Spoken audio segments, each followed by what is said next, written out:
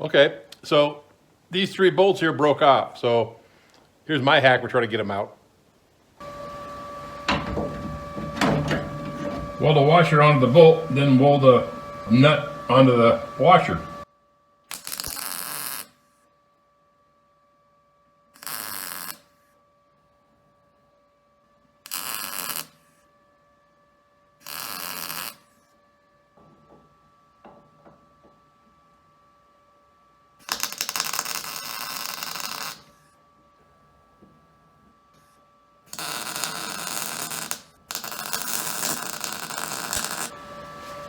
I think that's pretty hot.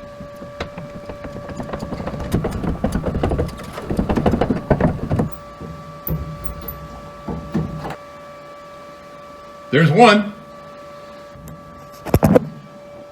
Two more to go.